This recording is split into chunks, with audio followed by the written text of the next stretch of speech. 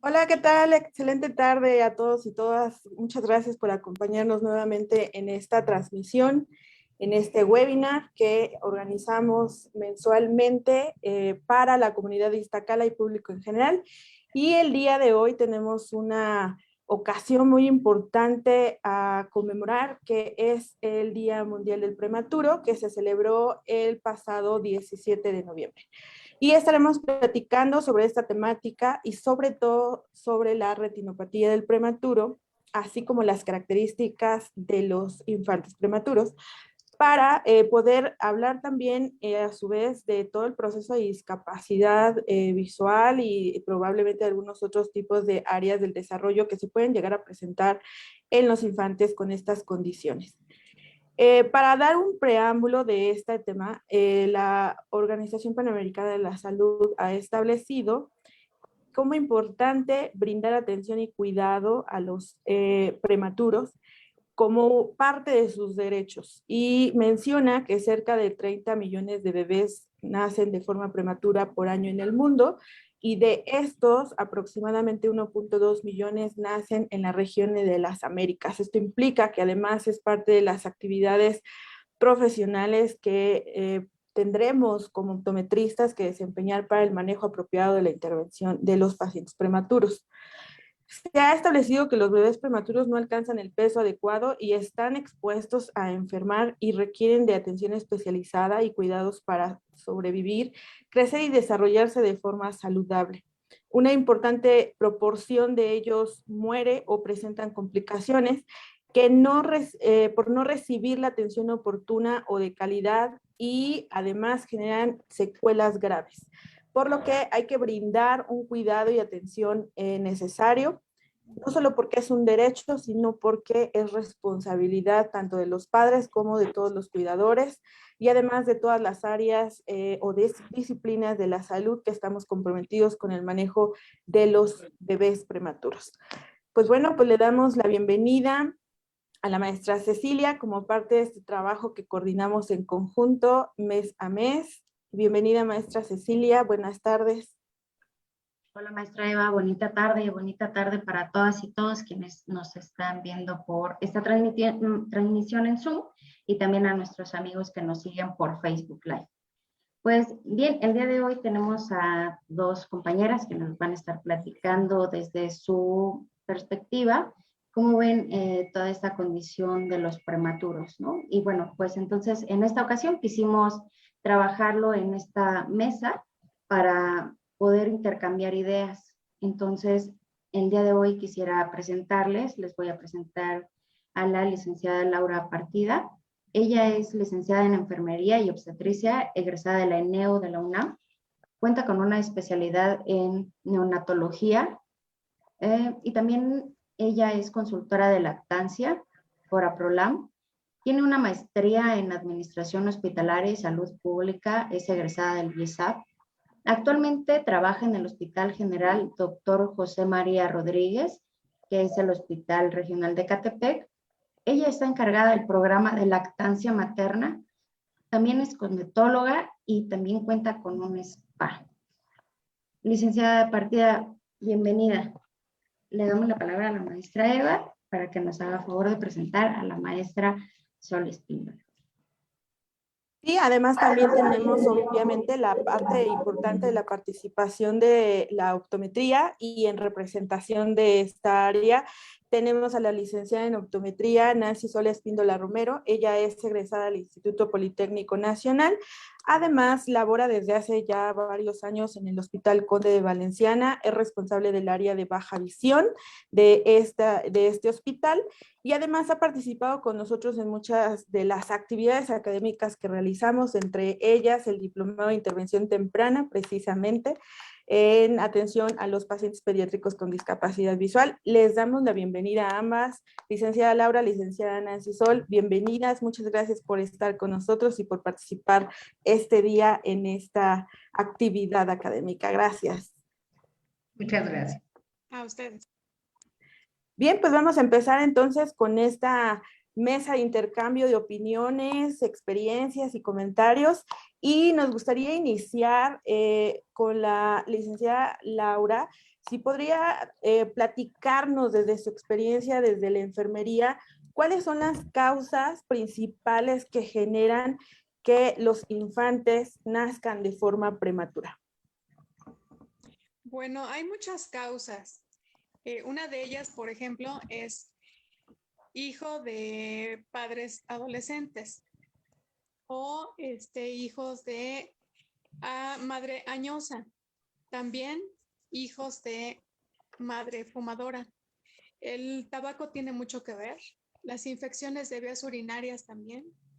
Igualmente el que no lleven un control prenatal, también conlleva a un parto prematuro.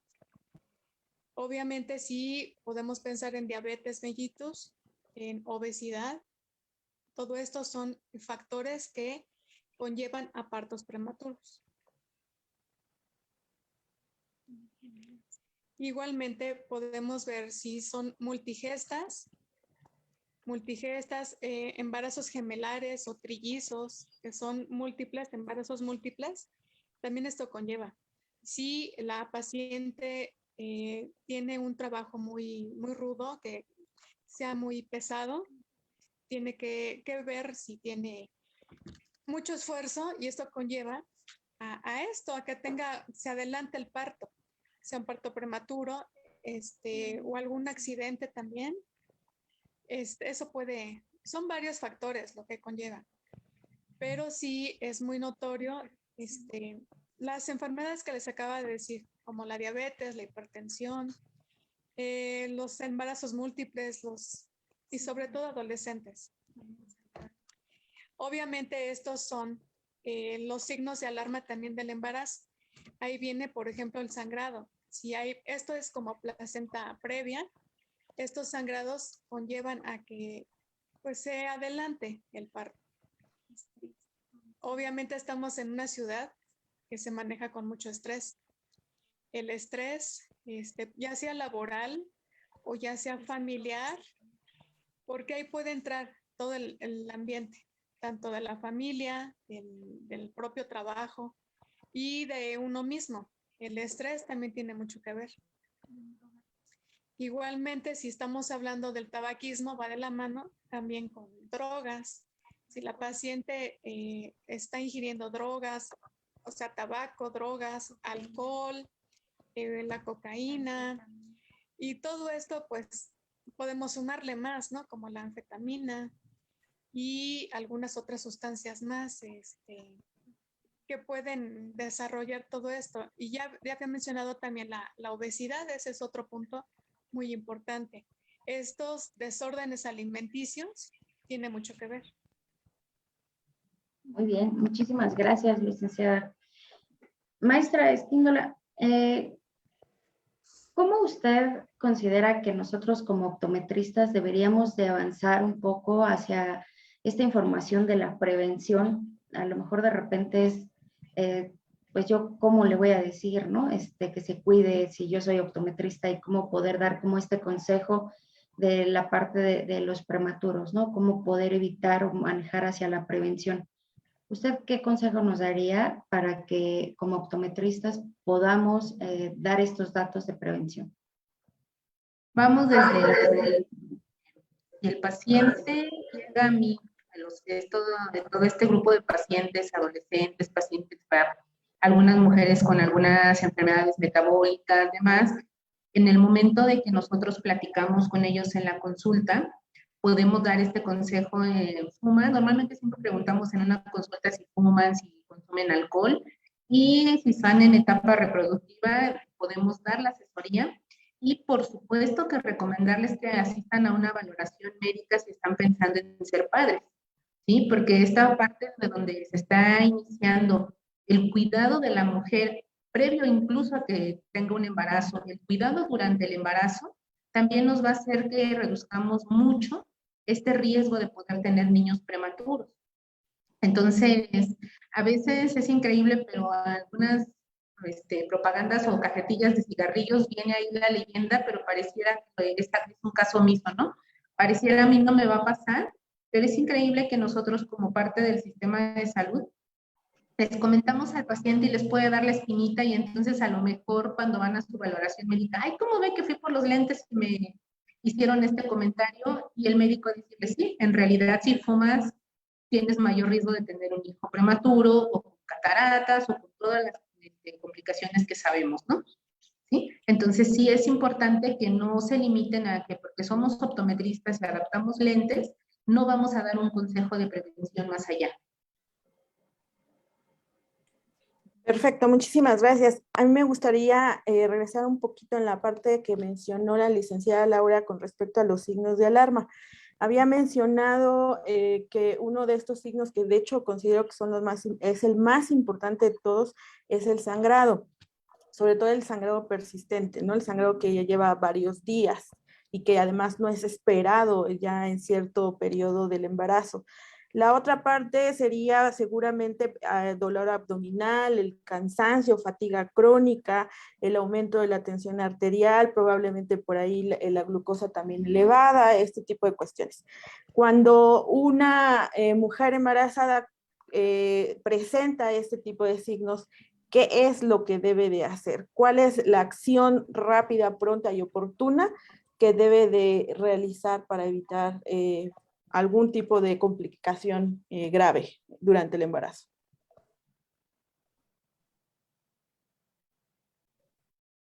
Ok, a la paciente embarazada les explica los signos de alarma para que los pueda reconocer y en cuanto los llegue a presentar, pues hay que acudir al médico, al doctor, al hospital para que sea valorada. Aquí, ¿qué es lo que hay que hacer? Inmediatamente revisar cómo está la presencia del bebé, su foquito fetal, cómo está, para ver si no está teniendo sufrimiento fetal. Igualmente, tenemos que pensar en el binomio, mamá y bebé. La mamá igual tenemos que ver cómo está su presión arterial, porque puede tener algún problema.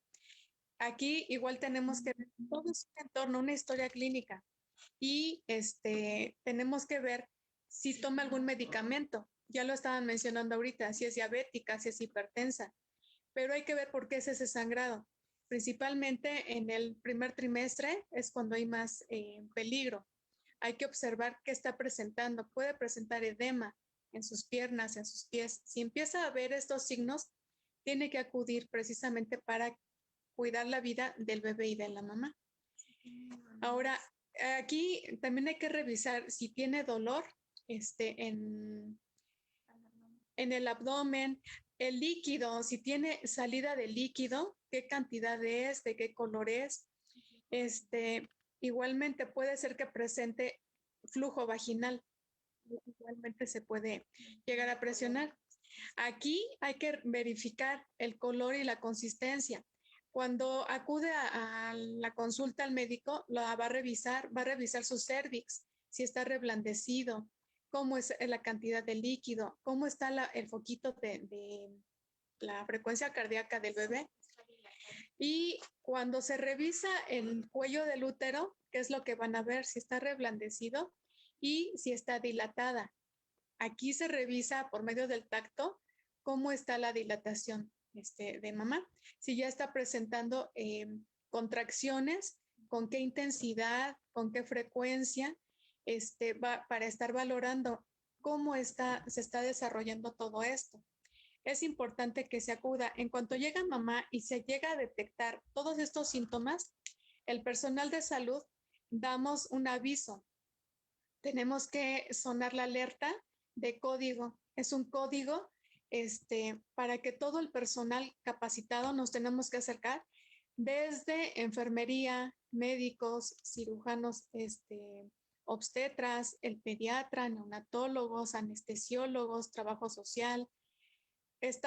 Se tiene que hacer un equipo porque se tiene que dar toda la atención a la paciente, porque puede estar en peligro la vida de mamá y la vida del bebé. Entonces tenemos que estar alertas para lo que se presenta. En cuanto mamá llega a presentar esto, hay que acudir inmediatamente al hospital, pero sí hay que enseñarle. Por eso necesita tener sus consultas prenatales para que lleve un seguimiento.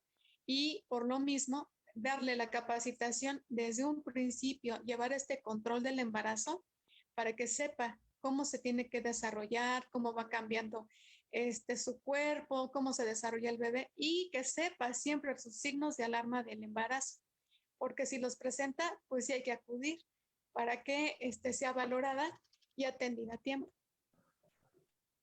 Muchas gracias, licenciada. Pido una disculpa, se me estaba pasando a invitar a nuestros amigos del Zoom y a nuestros amigos que nos siguen por Facebook, que si gustan dejarnos sus preguntas para nuestras panelistas, pues sí, será interesante, siempre es como muy enriquecedor poderles leer y poder retribuir con la información. De repente quiero yo preguntar algo muy puntual y se me pasa, ¿no? Entonces, bueno, los invitamos a que nos envíen sus preguntas, que les vamos a estar dando seguimiento inmediatamente, conforme nos vayan llegando.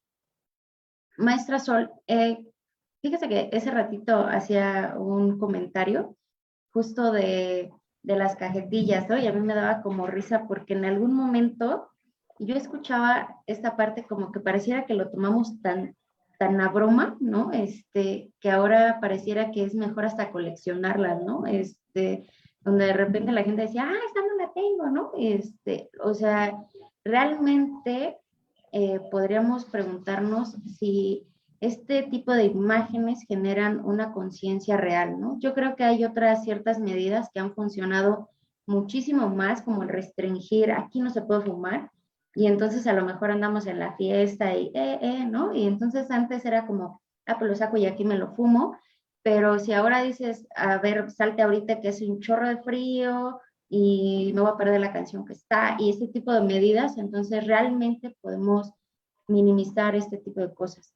Yo creo que estas temáticas que siempre ponemos en la mesa, independientemente, como bien dice usted y lo recalca también la maestra Eva, más allá de ser optometristas, somos profesionales de la salud, en donde tenemos que trabajar sí o sí de la mano con todas las partes de todas las interdisciplinas para poder entender muchas de las cuestiones, pero también ver hacia afuera cuáles están siendo las problemáticas y las políticas públicas que realmente estas medidas nos puedan ayudar o no para tomar ciertas decisiones, ¿no? ¿Qué tanto algunas decisiones benefician o realmente están hasta perjudicando, ¿no? Porque, bueno, si esto hace que sea ahora más taquillero esta vendimia, pues entonces tal vez no está siendo la mejor solución. Pero, pues bueno, ahora me gustaría preguntarle, maestra Espínola, desde su perspectiva y desde su experiencia, ¿en qué momento nosotros tenemos que tener un acercamiento con el prematuro? En el momento vamos a hablar del acercamiento cuando este prematuro ya no está en riesgo de vida. Lo que se ha estado implementando, por ejemplo, en los hospitales, en neonatología, es que si hay algún riesgo, va el médico y lo revisa oftalmológicamente en el cunero, se hace lo que sea necesario en el momento para salvar lo más posible del globo ocular en su totalidad, y una vez que ya el niño se ha dado de alta, que no esté en peligro de vida o riesgo de vida, entonces es el momento en el que ya iniciamos nosotros a trabajar con ellos toda la valoración. Si el niño puede estar con nosotros a los 2 meses, a los 3 meses, en ese momento tenemos que hacer la valoración. Hay que hacer la comparación basados en algunos ítems que ya tenemos como escalas. Ajá, y vemos sobre esas escalas del desarrollo natural de la mayoría de nosotros y tenemos que compararlos con el desarrollo del infante en ese momento, del niño prematuro, para que entonces podamos ir dando con los papás de la mano, ¿sabes qué? Tengo que trabajar en esta parte porque necesito que no retrase el desarrollo. También dejarles bien en claro que es muy importante, ya que el 80% de la información que van a recibir para tener un óptimo desarrollo general va a ser a través de los ojos. Entonces, que también podamos dejarles claro que no importa si el bebé solo ve luz, luz es importante, porque si yo le presento luz y hago que jale izquierda, derecha, tengo movimiento cefálico, ¿ok? Si yo hago que después de los 3, 4 meses, él haga movimiento de cabeza, arriba, abajo, con luz, Ya entonces voy a esperarme que entre los 6 y 8 meses él quiera ponerse boca abajo, a levantar y querer hacer el gateo, ¿no? Que en teoría ya deberíamos de estar gateando a los 8 meses, ¿sí? Pero tal vez en en esta población, vamos a estar un poquito por debajo de lo esperado, pero no por eso quiere decir, no, es normal, un prematuro no gatea, ¿no? Sí, sí, no le estimulo, pero para eso estamos aquí. ¿Ok? Entonces, sí, desde el momento hay algo, una frase que acostumbramos en el hospital cuando nos dicen, ¿cuándo te mando un prematuro? Es que ya ayer era tarde. ¿Sí? Entonces, de una vez, ¿no? Claro, precisamente esta parte que comentas, Nancy, es fundamental. Hay que recordar precisamente que todas las etapas del neurodesarrollo dependen en mucho de la exploración visual que hacemos de nuestro entorno. Esto que tú bien describías de la incorporación cefálica, de tener la necesidad del gateo, del querer sujetar objetos, que van afinando las actividades motoras finas y gruesas, precisamente se dan porque se está recibiendo los estímulos apropiados y genera en el infante el interés del movimiento, ¿no?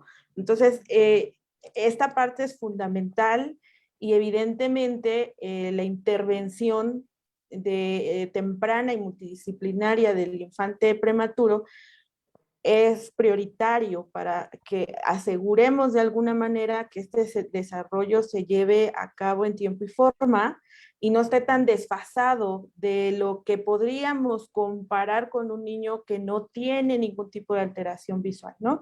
Entonces aquí la intención sería como buscar esta parte, poder llevarlo a la intervención lo más pronto posible y evitar que esto genere complicaciones a mediano y largo plazo, ¿no? Y no solo en la parte del neurodesarrollo, sino en la parte también afectiva, social y de integración del pequeño con todo su entorno.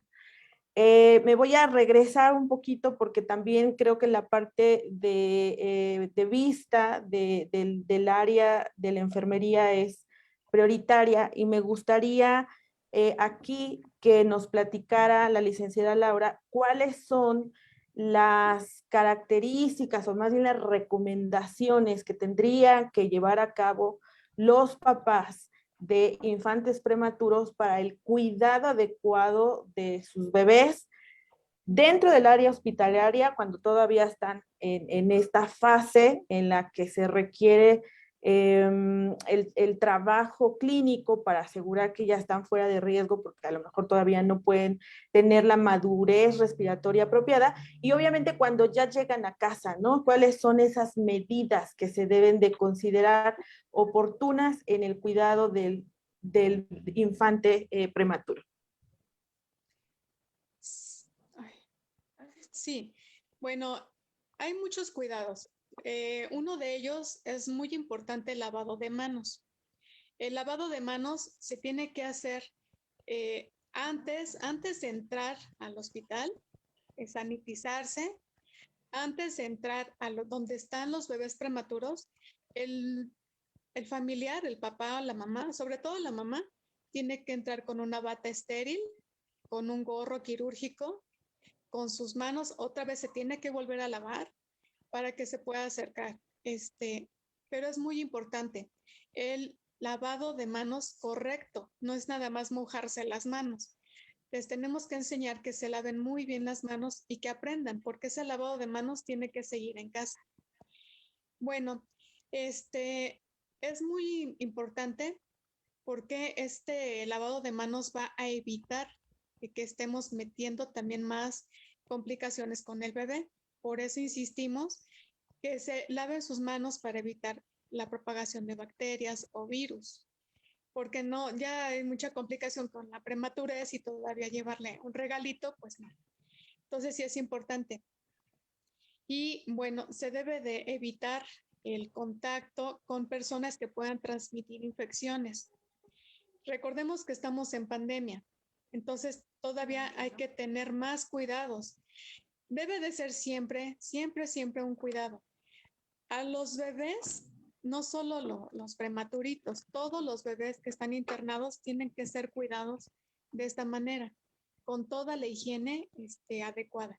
Ahora hay diferentes alternativas, aparte de la higiene de manos, la higiene de papá y de mamá. Se tiene que bañar, tiene que llegar una persona limpia, pero sí es importante que en cuestión del hospital, esa higiene de manos y ahora en cuestión de, hay otras alternativas que podemos ayudar al bebé para que se relaje más.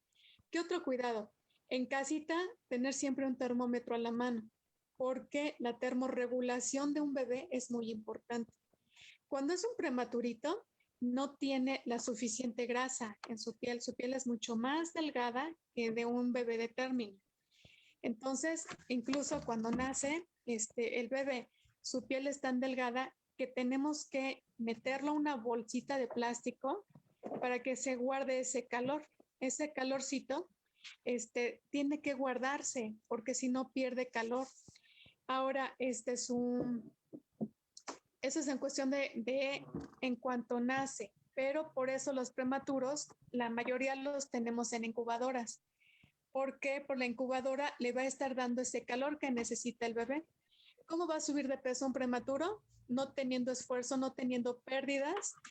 Y estoy hablando de la termorregulación. ¿Cómo va a tener pérdidas? Pues por estos. Cuando un bebé pierde calor, su cerebro, su hipotálamo, empieza a mandar el mensaje para que se caliente su cuerpo. Cuando pasa esto, los bebés pierden calorías y al perder calorías bajan de peso. Y lo que buscamos es que un prematurito suba de peso. ¿Cómo va a subir de peso? Pues manteniendo su temperatura. Eso evitamos que tenga pérdidas insensibles. Por eso está en la incubadora, evitamos que tenga contacto con superficies frías, con corrientes de aire, que no esté muy expuesto a la luz de rayos. Entonces, esto es en cuestión de la termorregulación. En el hospital igual, si está internado, tiene que recibir toda la atención médica y bueno, el médico pediatra, el neonatólogo, es quien está dando las indicaciones para mantener su hidratación estable, los medicamentos que se necesitan. Y bueno, la vía oral es muy importante también cómo se alimentan estos bebés. Al inicio, pues están inmaduros y la mayoría están en ayuno, pero conforme va subiendo de peso, se empieza ya a iniciar la vía oral. ¿Cómo hacemos con estos bebés? Bueno, como todavía no tienen toda esta energía para succionar, lo que buscamos es que suba de peso. ¿Cómo va a subir de peso? Pues dándole su alimentación forzada. Esto es por medio de una sonda de alimentación. Se le pone la sonda de alimentación para estar introduciendo lo que es su alimento directamente a su estómago. Obviamente esto es con muchos cuidados para evitar ciertas infecciones. Ajá. Se alimenta de esta manera, a manera forzada, para que reciba los nutrientes necesarios. Conforme va creciendo, poco a poco, se va iniciando más desarrollando y madurando más su reflejo de succión y deglución, hasta que llega el día en que ya no es tan forzada y ya se puede iniciar con la succión. Es importante en cuestión de la alimentación. El bebé tiene que recibir sus vacunas.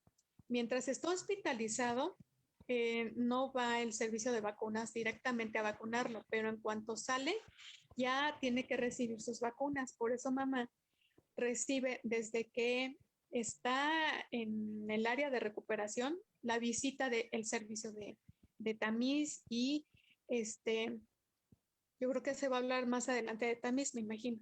Pero vacunas es muy importante. En cuanto lo dan de alta, recibe o hay que llevarlo al servicio de vacunas para que sea vacunado. Y el sueño, es muy importante el sueño en un recién nacido y sobre todo prematuro. ¿Qué buscamos? Se tiene que buscar la comodidad y el descanso. Si descansa un bebé, lo repito, va a estar relajado y va a lograr que su terapia sea muy satisfactoria. En el hospital, también estuve haciendo prácticas en el hospital infantil. Lo pongo de referencia porque ahí manejan mucho la hora penumbra, perdón. Esta hora penumbra, lo que se hace es que al bebé se cubre, toda su incubadora se cubre con una sabanita para que no le dé toda la luz. Y es una hora en que nadie puede tocar al bebé, pero nadie. nadie. De esta manera alcanza un sueño profundo. Si nosotros adultos, cuando alcanzamos un sueño profundo, ¿qué descanso tenemos? Entonces es lo que se busca, que un bebé alcance un sueño profundo, que descanse. De esta manera el estrés se disminuye. En cuestión del sueño, también les puedo mostrar, existen ya unos pulpos que se le puede regalar al bebé prematuro. Estos pulpos se busca que primero esté en contacto con mamá.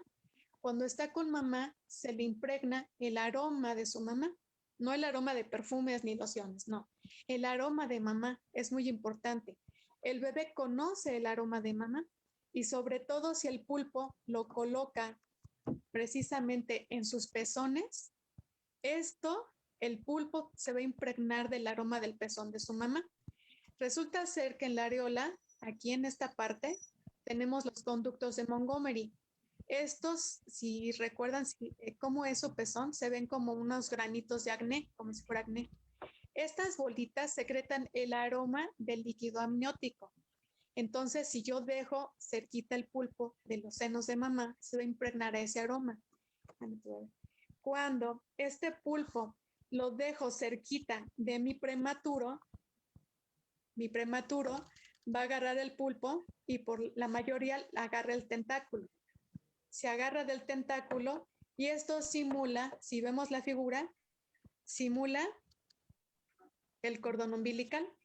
Cuando se pesca del cordón umbilical este bebé y todavía se lo acerca a su carita, entonces se está recordando cuando estaba en el vientre de mamá.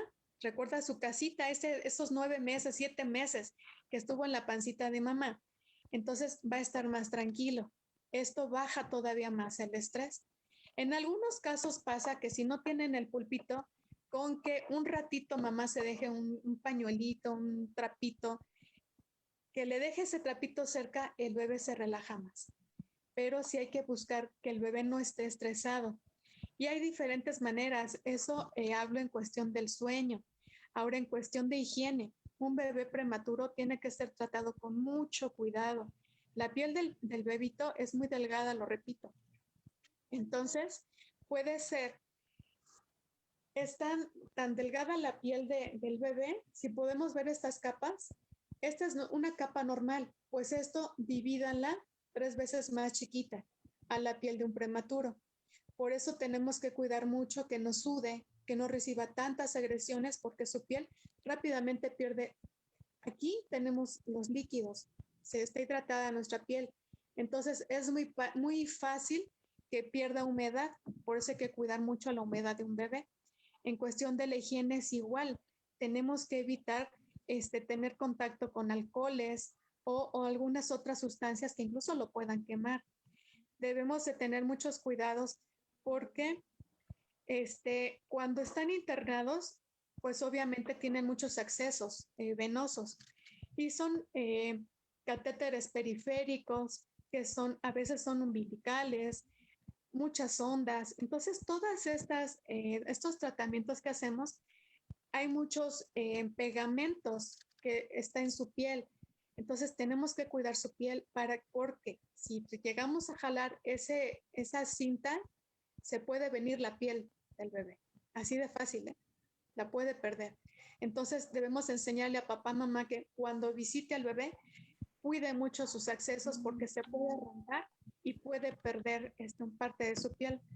Igualmente, la incubadora debe de ser, el personal está entrenado, todos estamos entrenados para llevar un adecuado servicio, atención a nuestros prematuros. Debemos evitarles muchas lesiones agresivas y esto conlleva desde la higiene de la incubadora, desde el cambio de la incubadora, cómo lo baño, cómo lo cambio, cómo lo muevo. Un bebé tiene que moverse con suavidad, incluso hasta para el cambio del pañal. Un prematurito no le puedo levantar sus piernas así como un bebé de término que lo hacen. Cuando hacemos esto con un bebé prematuro, es como si lanzáramos una ola de sangre a su cerebro y puede tener incluso hasta derrames. Ajá. Hay que tener mucho cuidado. Igualmente, en el tratamiento, hay que vigilar mucho en cuestión del oxígeno. porque cuando son prematuritos llegan a tener la necesidad de un apoyo. Este apoyo puede ser tanto ventilatorio, o sea, como tener un tubo, o puntas nasales, un casco cefálico o indirecto. El oxígeno hay que tener mucho cuidado con él, porque de ahí viene la retinopatía diabética. Entonces, creo que eso sí se va a mencionar también, pero sí hay que cuidar mucho el oxígeno. Por eso hay que tener protección en sus ojitos, cubrirlos, protegerlos, estarlos revisando que estén hidratados, que estén limpiecitos, para que no se generen y no entren esas bacterias que estén en el medio ambiente o con las manos sucias. Por eso es tan importante esa higiene de manos, tanto de sus papás y sobre todo del personal, que es quienes estamos cuidando más al bebé en el hospital. Ahora, en cuestión, supongamos que dan de alta a este bebé, mientras esté en el hospital, podemos enseñarle también a mamá a que haga la técnica de mamá canguro. Esta técnica de mamá canguro es muy, muy benéfica. Hace muchos años se inventó porque hubo un nacimiento masivo de bebés prematuros. Entonces, en esa época no alcanzaron las incubadoras. ¿Qué pasó? Hubo un médico que pensó que si mamá se ponía a su bebé con ella, ella podía ser la incubadora, la que no tenían en ese momento. Entonces mamá pasó a ser la incubadora de su bebé. Y les voy a mostrar rápidamente un ejemplo. Tengo aquí una modelo. Esto yo les enseño a las mamás cómo hagan la técnica de mamá canguro, pero no solo mamá la hace, la puede hacer papá, la puede hacer su hermano, su tía, su abuela. Aquí vamos a involucrar a la familia. Les voy a mostrar tantito. Esta técnica de mamá canguro es piel con piel, obviamente. Ajá, si logran ver, es un rebozo que se llama fular. Este rebozo va a tener sujeto al bebé. ¿Para qué sirve mamá canguro? Sobre todo para los prematuros. Sirve para todos los bebés por los beneficios, pero principalmente buscamos que sea para los prematuros. Ok, ¿qué beneficios tiene mamá canguro? Primero es el contacto piel con piel. Este contacto piel con piel, porque mamá le sigue generando calor. El cuerpo humano genera más calor que una cobija, que una sábana. Y pues no se compara nada la piel con algún accesorio de tela, ¿no? Bueno, ¿para qué le sirve al bebé? Mientras mamá lo trae en su pecho, está contacto piel con piel. El bebé nada más lleva pañal. Mamá va desnuda de la cintura para arriba para tener ese contacto. ¿De qué le sirve al bebé? Bueno, como está en contacto con su mamá, está cerquita del corazón de mamá, está escuchando a su mamita. Cuando estaba en su pancita, ¿qué es lo que escuchaba principalmente? El corazón de su mamá, la voz de su mamá. Entonces, como lo tiene en su pecho, está escuchándola, está más tranquilo y le está ayudando mucho porque está manteniendo sus constantes vitales. ¿Cuáles son? La frecuencia cardíaca, la frecuencia respiratoria y la temperatura que tanto estamos cuidando. Esas constantes son vitales y mientras lo traiga de canguro se van a mantener. ¿Qué más va a pasar aquí? Bueno, está estimulando sus 5 sentidos, porque mientras trae aquí al bebé, puede caminar por toda la casa, incluso puede salir al patio, al jardín, ir de compras. Esto le ayuda al bebé porque está estimulando. ¿Qué puede estar escuchando el bebé en el México DF o en el Estado de México? Sí. Pues la que buena, la Jenny Rivera, qué sé yo, el perrito, los pajaritos, la voz de mamá, la voz de papá. Escucha todo, o sea, es nuestro medio ambiente, ¿no? Entonces, está estimulando el oído, principalmente el corazón de su mamá y la voz de mamá. Eso es el estímulo del oído. ¿Qué más está estimulando? Pues su tacto. Como está en contacto con su mamá piel con piel, todo el tacto se está estimulando. Recordemos que el sistema nervioso está distribuido en toda nuestra piel, en todo nuestro cuerpo, ¿sí? Están las terminaciones nerviosas. Ahora, el olfato, ¿cómo se está estimulando? Bueno, pues porque, repito, está cerca del pecho de mamá. Entonces, ¿qué es lo que está oliendo? Pues la lechita de su mamá y se motiva todavía más a la lactancia materna. Pero no solo la leche de mamá, también está oliendo lo que cocinaron o el medio ambiente. Por eso hay que cuidar el ambiente donde está el bebé y que no vaya a estar cerca del humo del cigarro, por ejemplo. Si un bebé está cerca de un fumador, ¿qué es lo que va a pasar? Va a bajar de peso. Hay que tener mucho cuidado ahí. El humo del cigarro es muy delicado, porque no solo es lo que está en el medio ambiente, se queda impregnado en la piel, en la ropa, en la boca, en las manos, en las uñas, en donde todo el cuerpo se queda impregnado el humo del cigarro. Y esto altera bastante el desarrollo de un bebé. ¿Qué más? Que nos falta el gusto. El gusto se está estimulando porque, repito, está cerca del pecho de su mamá y se puede estar pegando a su mamita para estar estimulando con el gusto. Esto es muy importante. ¿Cómo se va a desarrollar? ¿Cómo se tiene que hacer la técnica de mamá canguro? Bueno, lo principal y lo primerito es que mamá se tiene que bañar. Bañarse, porque está en contacto con su bebé. ¿Qué más necesita? Recogerse el cabello. ¿Por qué el cabello? El cabello, ¿qué contiene si no se lo peina, si no se baña? Grasa, polvo, mugre, humo de cigarro, humo de coches o humo de hasta los de la marihuana. Hay muchos por ahí que están fumando esas cosas. ¿Qué más tiene? Bacterias, piojitos. Y si sale al medio, a la calle, cuando se hacen los terregales, ¿qué puede levantar de la calle? Pues polvo y hasta popó de perro. Todo eso puede quedarse en el cabello, por eso tiene que bañarse y recogerse el cabello. ¿Qué más necesita mamá? No usar cremas, no usar lociones, desodorantes, perfumes, ningún producto químico en su cuerpo, porque se va a colocar a su bebé. Eso es lo que necesita y obviamente su rebozo. ¿Cuánto tiempo puede hacer mamá canguro? Si quiere, todo el día. En algunos hospitales se les permite que hagan técnica de mamá canguro con sus prematuros, aunque tengan apoyo ventilatorio. Con un CPAP se puede colocar a su bebé y esto está ayudando al bebé a su crecimiento. Recordemos que mientras hagamos mamá canguro es como tener la incubadora. Buscamos que el bebé gane peso. Hay que ganar peso. Y ganando el peso, estamos del otro lado.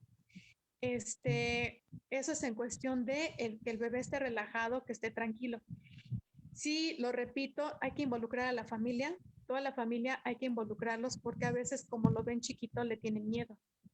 Y si le tienen miedo no saben cargarlo, no saben protegerlo, no saben cuidarlo. Y en ese miedo, entonces ahí sí vienen las lesiones.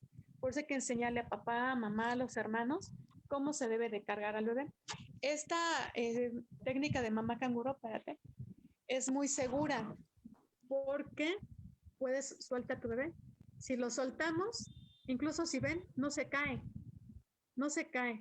Volteate. Y a la mamá no se le ve nada. Si va desnuda, no se le ve nada. Porque sigue tapada. El rebozo los cubre muy bien. Esta técnica y enseñarle a nuestra población. No solo enfermería. Como lo decía la maestra Ceci hace rato. Somos todos un equipo. Y este equipo podemos ayudar a fortalecer el desarrollo de nuestros prematuros. Un prematurito es muy frágil, pero de verdad, y se los prometo, que si son cuidados, crecen con el amor de mamá y muy bien, y más si van de la mano con la lactancia materna. Creo que ya. Pues muchísimas gracias, licenciada. Súper interesante todo lo que nos acaba de decir. Y bueno, para romper un poco ahí la tensión, dije, bueno, entonces qué bueno que ahora está haciendo frío para perder peso. Sí, con el calor ganamos. Entonces ahorita nos va a ir bien las temperaturas bajas. Pues muy interesante, cosas que a lo mejor en algún momento vale la pena que también nosotros podamos por lo menos conocer todas estas capacitaciones y poder compartir esta información.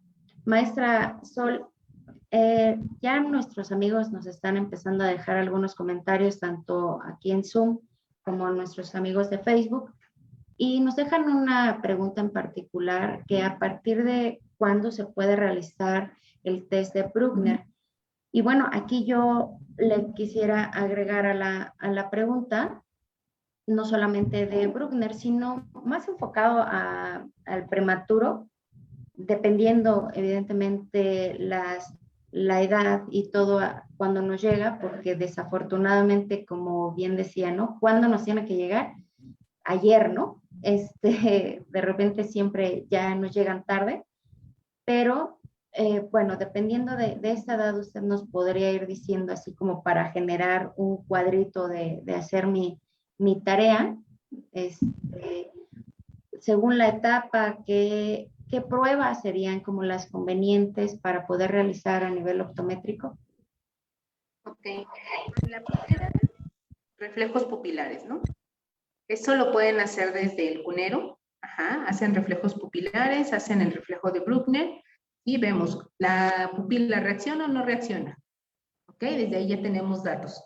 El reflejo de Bruckner, los dos reflejos son iguales, un reflejo es mayor que el otro, hay algo, o si veo un reflejo rojo y el otro blanco, ya estoy sospechando de que algo está ahí mal en la retina, ¿sí? Entonces, incluso ese desde el cunero lo pueden hacer, de hecho es una de las pruebas que suelen hacer los oftalmólogos, y te llega a ti el niño, hablemos del niño en general, te llega a ti el niño un mes, ya puedes hacer esas pruebas. Tal vez al mes de edad, si vemos pruebas de mirada preferencial, que son las de líneas de Teller, o las de líneas de Lea, tal vez de repente hay un error en que quieren que los niños muevan a esa edad, al mes de edad, la cabeza de un lado a otro, y entonces, o que quieren que sea muy rápido, ¿no?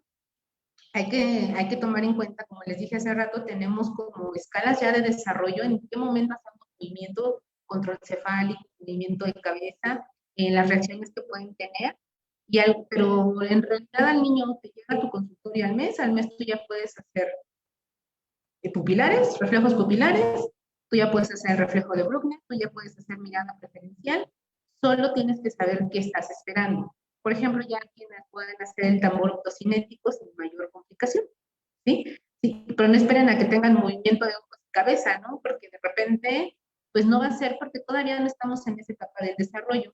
Algo que también es muy importante es que más o menos los bebés, tanto con daño visual o no, van a tener un desarrollo muy similar de los 0 a los 3 meses. Sin embargo, no por eso quiere decir que si yo detecté una anomalía no la voy a atender, ¿sí? Tal vez no veo un retraso en el desarrollo porque todavía no se evidencia, pero ya hay un daño que tengo que cuidar, ¿ok? Entonces también eso, porque de repente cuando decimos que vayan comparando la cuestión visual con el desarrollo, dicen es que no tiene los 3 meses, entonces no puedo, no. Vamos a checar primero, recuerden, la parte de óptica, la parte orgánica, vamos a ver el globo ocular, ¿sí? Y cómo es que interfiere la visión en nuestro desempeño en el desarrollo, ¿ok? Entonces, pueden hacerlo desde el momento que les llegue el... Bien, a mí me gustaría, Nancy, hacer un abordaje de la evaluación visual del paciente prematuro de forma un poco más sistemática, pensando en que la evaluación del paciente prematuro en términos oftalmológicos o en términos de su salud visual comienza desde el tamizaje. ¿Qué nos puedes platicar? ¿Qué es el tamizaje? ¿Quién aplica el tamizaje visual? ¿En qué momento se aplica? Y a partir de ahí, regularmente, ¿en qué momento llega el paciente prematuro ya a la atención optométrica? Porque bien sabemos que el optometrista no siempre es la primera figura que está al pendiente de la salud visual del paciente prematuro, ¿no? Porque el manejo es hospitalario. Entonces, eso implica que quien está ahí es el médico oftalmólogo, ¿no? Entonces, el tamizaje visual pues por ahí tendría que empezar. Y entonces en el momento que ya llega con el optometrista, ¿cuánto tiempo ya pasó después de esto? ¿No? No sé si quisieras platicarnos un poco de esta parte. Ya habían tocado un poquito hace un momento, Laura, esta parte del peso del bebé, el tiempo en el que nació, ¿sí? Todas estas partes, incluso el oxígeno, ¿okay? Entonces, sí, el tamizaje se va a hacer en el cunero, lo va a hacer el médico oftalmólogo, porque bien dijo la profesora Ruth, es donde llegan, ahí están en el hospital, ahí está el oftalmólogo, y ahorita parte de que se esté hablando de tamizajes, aquellos niños que nacieron obviamente antes de los 6 meses, de 6 meses a 6 meses y medio, digámoslo, hasta los 7 meses, o bien que tengan un peso por debajo de 1800 gramos. Ajá, ellos son los de más riesgo, que requieran de mucho tiempo de uso del oxígeno.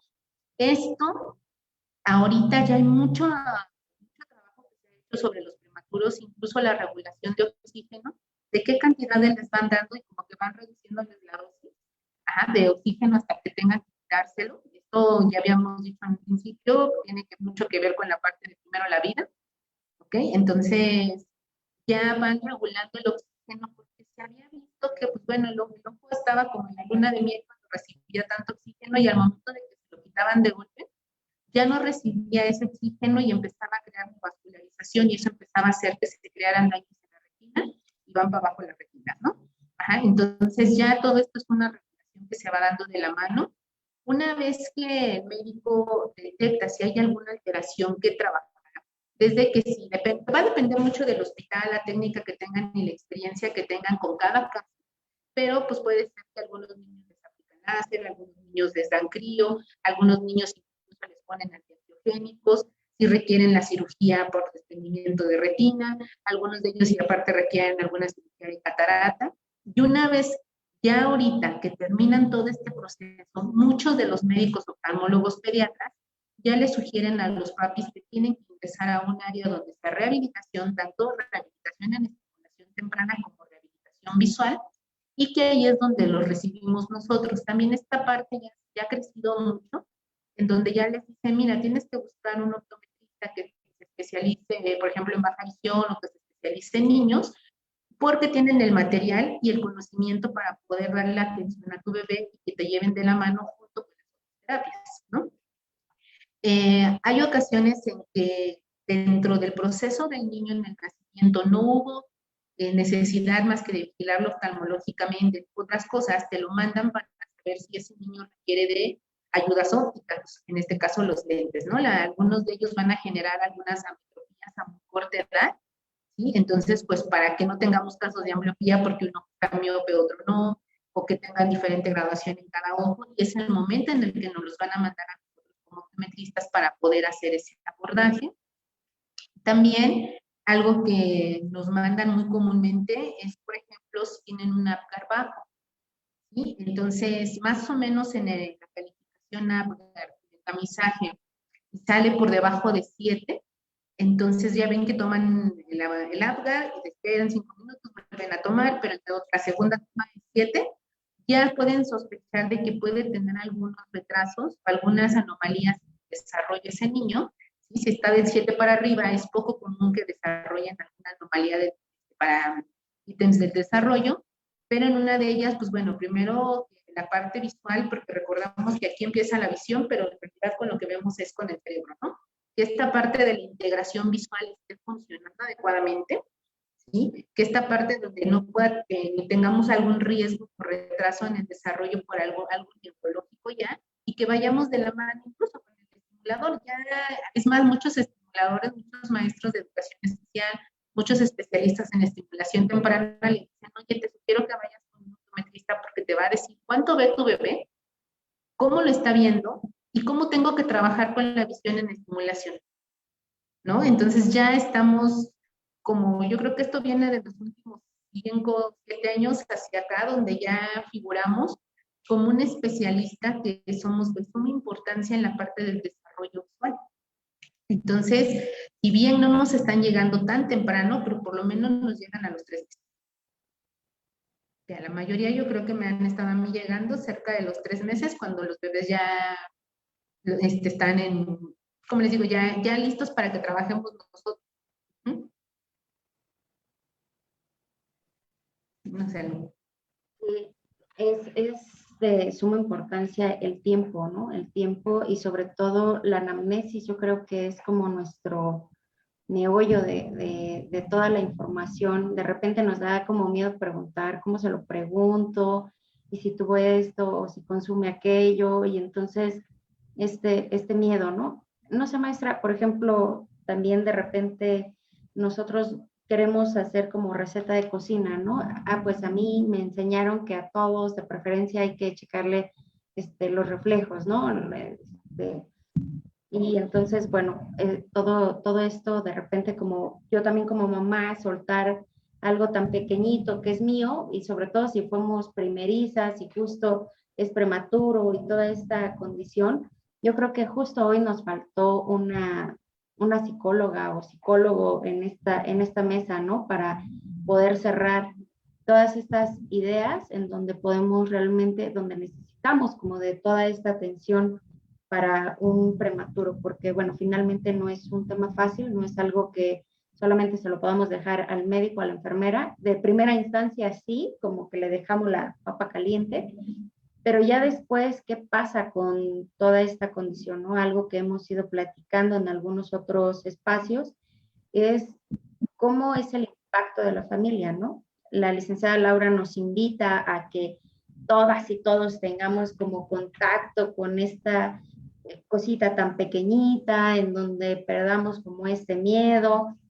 y de repente es, pero ¿cómo? Si simplemente así sea un niño a término, pues no tan fácil lo queremos soltar, ¿no? O como mamás primerizas es, ay, ya lo tengo que bañar yo solita. Entonces, ¿cómo poder entender esta situación? ¿Realmente estaba preparada para tener un prematuro? Seguramente no. Y entonces, no solamente es el prematuro y lo que va a conllevar de aquí a que salga de peligro, sino todo lo que trae detrás, ¿no? Entonces, el ahora saber o estar en un riesgo, si voy a tener un hijo con baja visión o con ceguera, ¿no? Entonces, ¿cómo me tengo que ir preparando para todas estas noticias? Y bueno, pues siempre es muy, muy interesante poder abordarlo desde muchas perspectivas.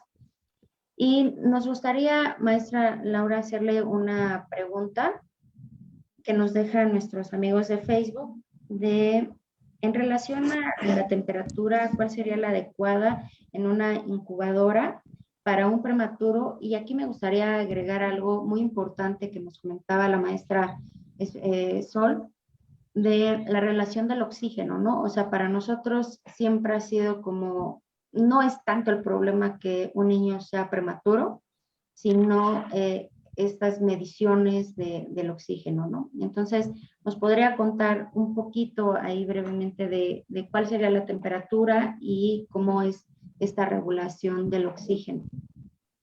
Bueno, primero hay que recordar que las incubadoras proveen de calor mediante convección, o sea, esto es el aire caliente.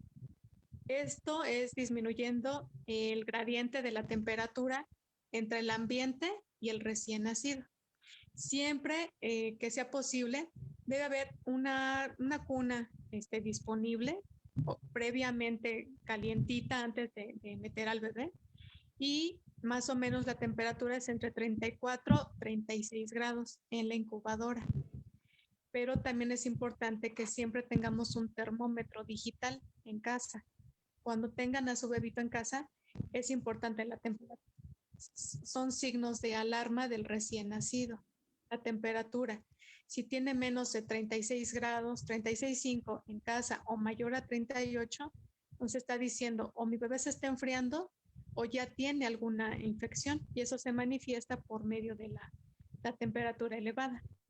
Entonces sí es importante este manejo de la temperatura. Por eso hace rato les mencionaba, la termorregulación es básica en un recién nacido, sobre todo. Perfecto, muchísimas gracias.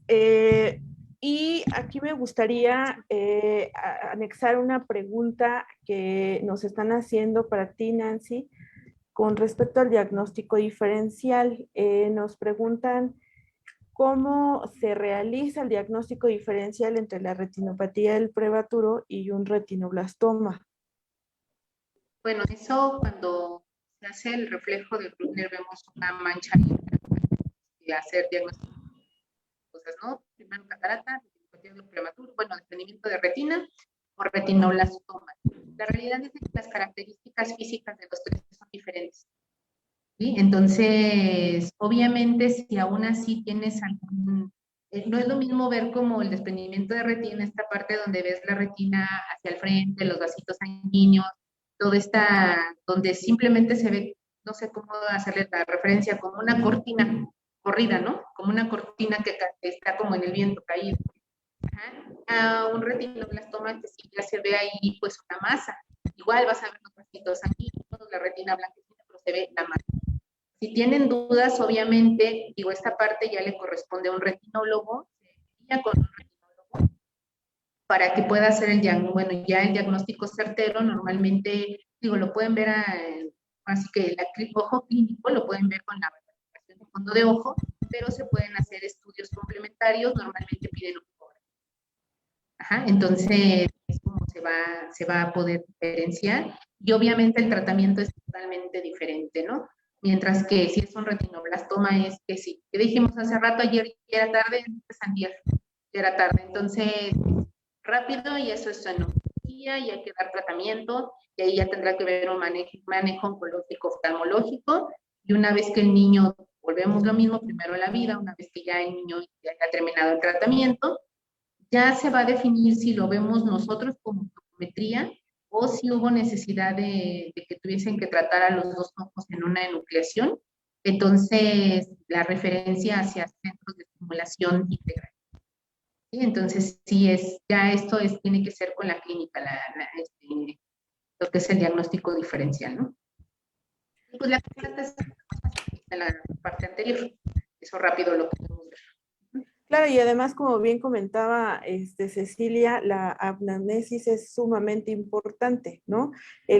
Toda la información que tú recabas a través de la entrevista con los papás, en donde te van explicando todo, cómo fue todo el proceso de embarazo, en el momento en el que se generó el parto, precisamente si fue prematuro o no.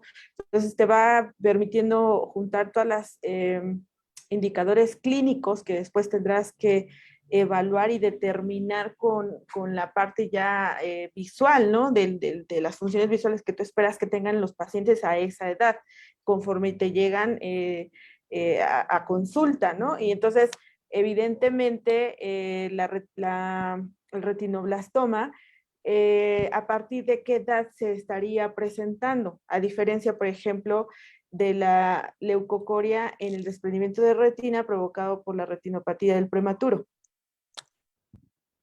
No, pues es que ahí yo creo que no va a estar como muy definido una edad u otra, porque muchos niños los han identificado desde los 3 meses o antes.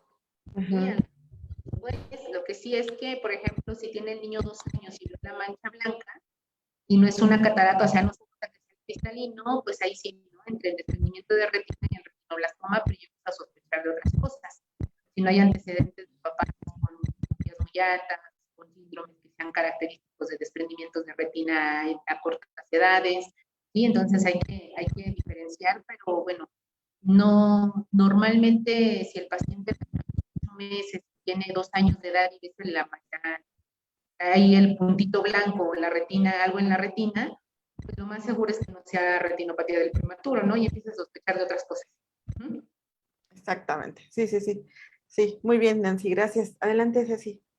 Y la importancia de saber diferenciarlo, ¿no? Porque fríamente no es lo mismo, pues, que tenga una catarata, que sí podríamos tener algunas otras consecuencias si no se atiende a tiempo, como provocar una ambliopía y entonces tal vez algún otro retraso en algunas otras de las funciones, pero no será lo mismo a que digamos, pues me quedo pensando, sí, espero a que madure esa catarata y resulta que es retinoblastoma, ¿no? Porque entonces no supe diferenciarlo y dije, bueno, pues me espero otro mes.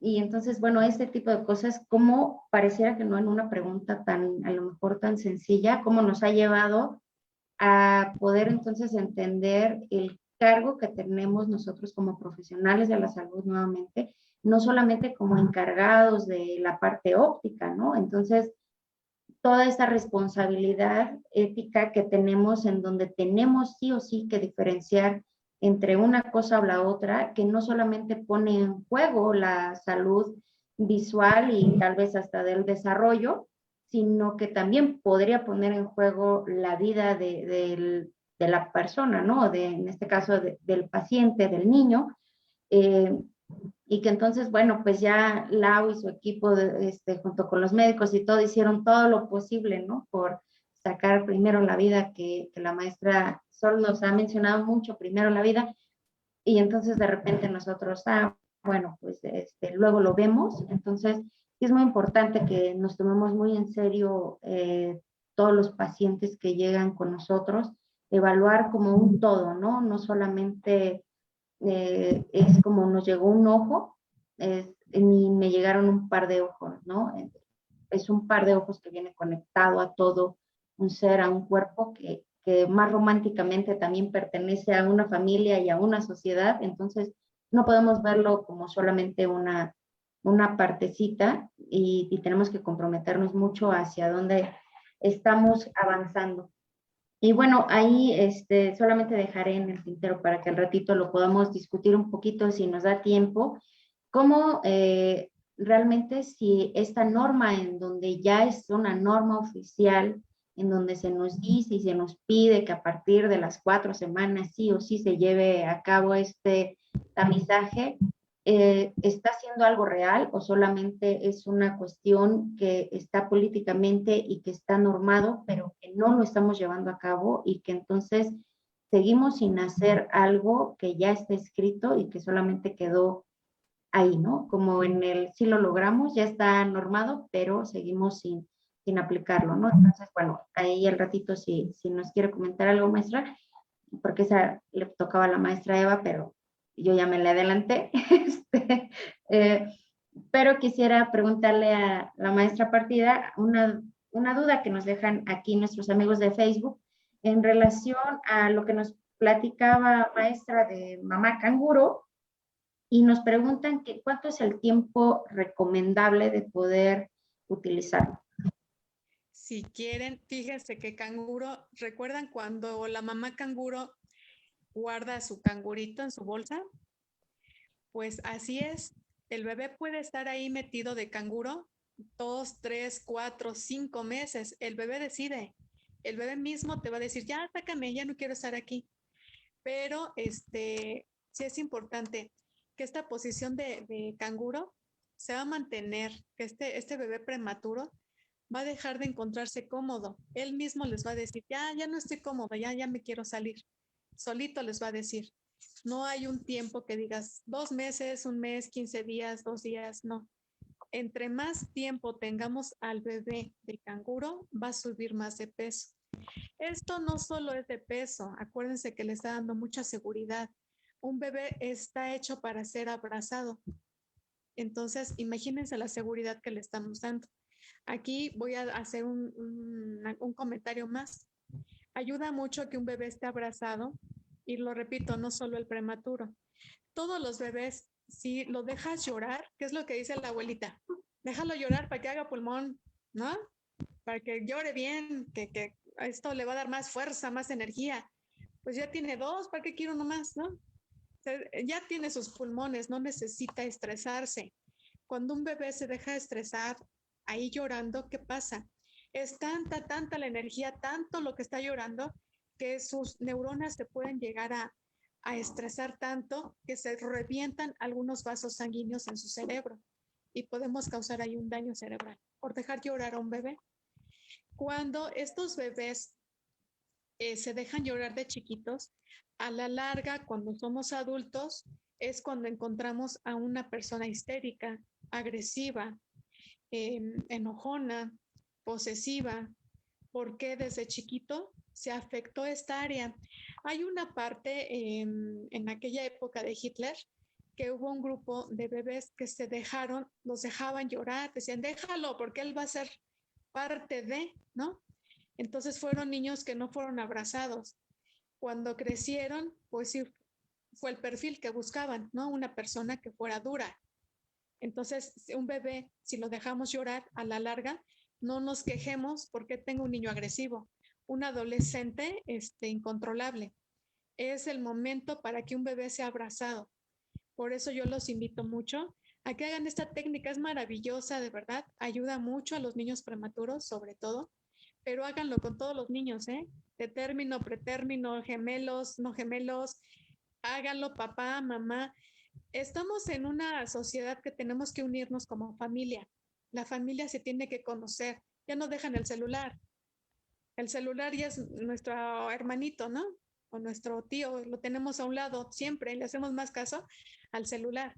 Hay que dejarlo un ratito y dedicarle un tiempo a los bebés. es muy padre si realizan esta técnica. Yo se los invito, no hay tiempo. Solito el bebé les va a decir, ya, sacan un ratito. Pero seguramente habrá una línea muy delgada entre el exceso y lo pertinente, ¿no? Porque también ahí hay que considerar que el exceso de cuidado de un bebé, el exceso de abrazo, el exceso de te cargo, el exceso de te hago casi inmediatamente que llora a un bebé, también en términos emocionales genera cierto tipo de situaciones como estos niños pequeños de 4 o 5 años que inmediatamente identifican que el llorar implica tener tu atención, ¿no? El llorar implica conseguir lo que quiero.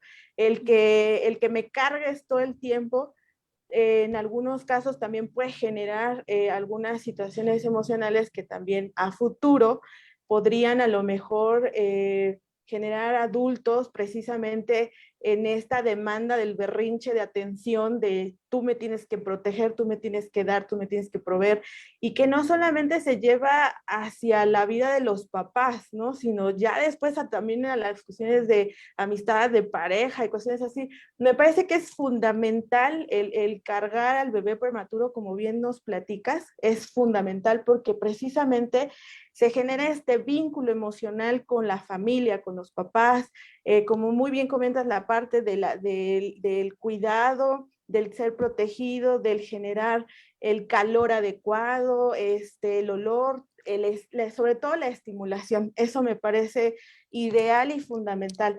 Pero sí también tendría que haber, seguramente como todo en la vida, un punto intermedio, ¿no? En el que también no se caiga en el exceso de llevarlo para todos lados. Y como bien comentas, no solamente en los prematuros, ¿no? Sino en cualquier bebé, ¿no? Que a la larga se genera este ambiente de te asisto, te doy, te pongo, te mantengo todo listo porque esa es mi actividad como mamá, ¿no? Entonces yo creo que sí habría que ver cuál es exactamente ese punto intermedio. Qué lástima que no nos acompañó hoy la psicóloga que teníamos por ahí invitada para que nos platicara también un poco de esa parte de la visión psicológica de la familia y obviamente de la madurez y del crecimiento emocional del pequeño en este tipo de cuestiones. Porque además también aquí hay una parte importante. Cuando nace un niño prematuro, la mamá está muy preocupada por obvias razones, ¿no? El haber sentido que se pudo haber interrumpido el embarazo, el miedo, el hecho de haber tenido, por ejemplo, preeclampsia o eclampsia o algún otro tipo de situación de salud como mamá, el sentir que te puedes morir por ser mamá, tiene una serie de implicaciones emocionales y psicológicas muy graves. Entonces, evidentemente, el ver a tu bebé prematuro que se puede enfermar, que a lo mejor no ha llegado al nivel de madurez emocional o al grado de madurez de desarrollo o que generó algún tipo de discapacidad, por ejemplo, en este caso la discapacidad visual, uno se vuelve sobreprotector, uno se vuelve te resuelvo todo y claramente aquí uno de los compañeros que nos está haciendo llegar precisamente aquí un mensaje dice manipular precisamente gracias al berrinche, ¿no?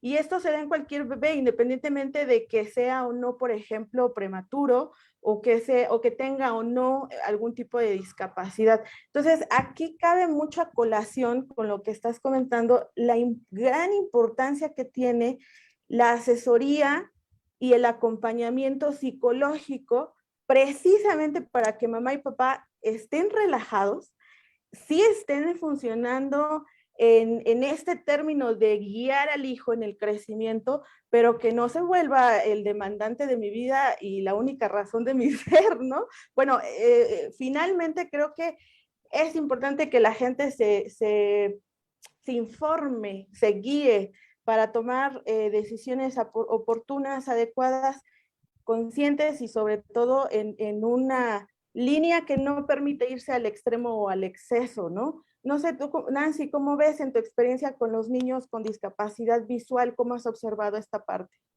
Okay. Voy a empezar por lo del llanto. Si es verdad, no los tenemos que dejar llorar hasta que se revienten las Claro. cuerdas vocales, ni que pierdan un pulmón y una ven así, porque hay papás que de plano dices, déjalo llorar un poquito y mole, ¿no? Ese pobre niño ahí está desgarrado, ¿no? También recordemos que llanto es la comunicación. Es la primera fase de la comunicación. Hay ocasiones en que los niños están en la consulta y lloran y el papá está angustiadísimo y le digo, no te preocupes, ahorita está rinche. Hay ocasiones que llega llorando y le digo, no te preocupes, lo que pasa es que me tiene miedo, no me conoce. ¿Sí? Entonces empiezo a hablar con el niño y incluso los papás me dicen, pues, ¿cuántos hijos tienes? Y yo no tengo ninguno, pero ya escuché a los niños llorar muchas veces. Dije, aquí es con cierto miedo todos los días, ¿no? Entonces, digo, aprende a escuchar. La comunicación de tu bebé pequeño puede ser también basado en esta parte, ¿no? Cómo llora cuando tiene hambre, cómo llora cuando está sucio, si le duele algo, ¿sí? Entonces tienes que aprender porque es parte del aprendizaje a comunicar con él, no el exceso. Cuando un niño es muy demandante y todos se lo dan, incluso eso mismo yo les digo, tú estás haciendo que no estamos logrando los ítems de desarrollo que quiero, porque no estás haciendo que él logre la siguiente parte. Lo pones en el piso un medio segundo y como lloró, no le gusta el piso. Pone los piecitos así porque no le gusta y está frío. No, es que no está adaptado a esa situación, tiene miedo y es algo que va apenas a aprender. Entonces vamos, ¿no? Sí, entonces esta parte donde le digo, siéntate con él y si tú la abrazas con miedo, estás transmitiendo que yo lo voy a dañar y por eso me tiene miedo. Relájate y lo primero que yo digo a los papás, he recibido papis y mamis, porque ahora que tenemos mamis y papis trabajadores, a veces les toca al papá la parte de la estimulación del niño y a veces a la mamá y pues ahí vamos, ¿no? Entonces a veces cuando llego lo primero que les pregunto, ¿cómo estás? Y usted joven, ¿cómo está? ¿No? Siempre es, ¿cómo estás, papá? Y usted joven, ¿cómo estás? Me refiero al niño.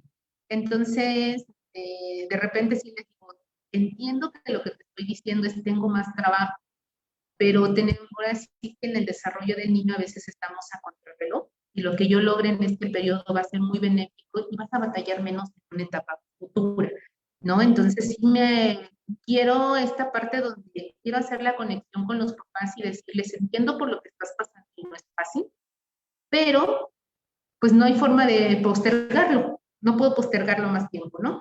Y ocasionalmente les ofrezco la parte de psicología, ocasionalmente no la aceptan porque todavía están en esta parte del duelo donde no ¿cómo le voy a decir a la psicóloga que me siento con tanto miedo? Va a pensar que no quiero, ¿no? En el caso de los que nos hemos dedicado mucho tiempo esto de la visión, incluso la parte donde la mamá estuvo, no pudo abrazar al bebé durante un buen tiempo, estuvo en incubadora, no lo puede manipular por esta parte de la pérdida de peso, muchas cosas que ella quisiera, o sea, lo que ella ya había planeado hacer con su bebé al nacimiento, lo tiene que postergar. Incluso si tienen baja visión profunda, nos dicen, es que creo que mi bebé no me quiere porque no me voltea a ver.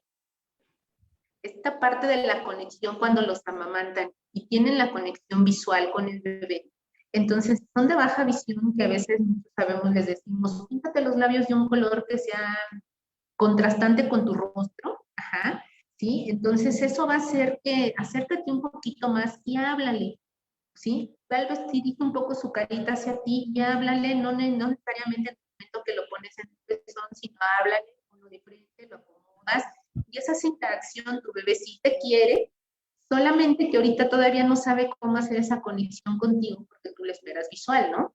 Entonces, así, preguntarle a los papás es súper difícil al principio.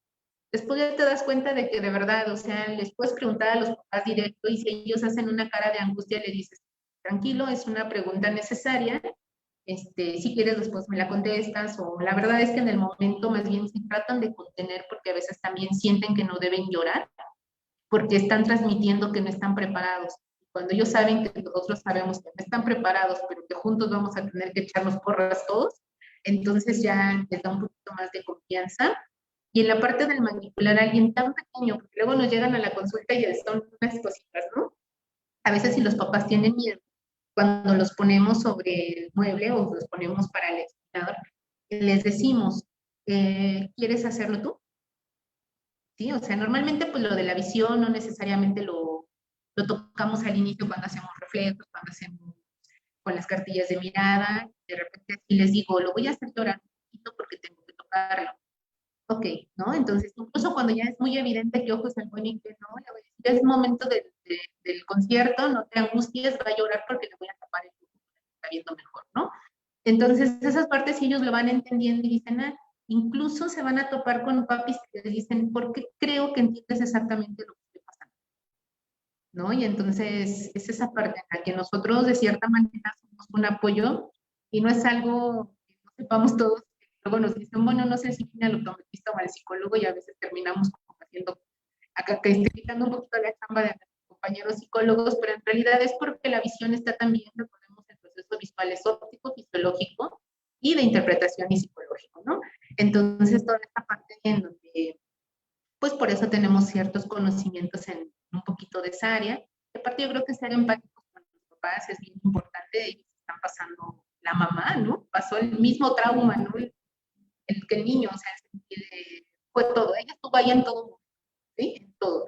Entonces, así que sí, de repente esta parte de tratar de relajarnos un poquito, de que si vemos que empleando términos muy ya médicos, optométricos, los hacemos sentir mal, entonces cambiar la palabra para decir lo mismo y hacer referencia, porque cuando le dicen es que tu bebé es miope, o sea, ya no les dijiste tiene desprendimiento de retina, no tiene retinopatía del prematuro como tal, solo tiene miopía. Para nosotros es solo miopía, está chiquita.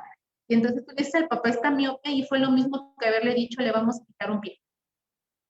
De hecho, las mamás sueltan el llanto, los papás sueltan el llanto y ellos dicen, ¿cómo? ¿Miope?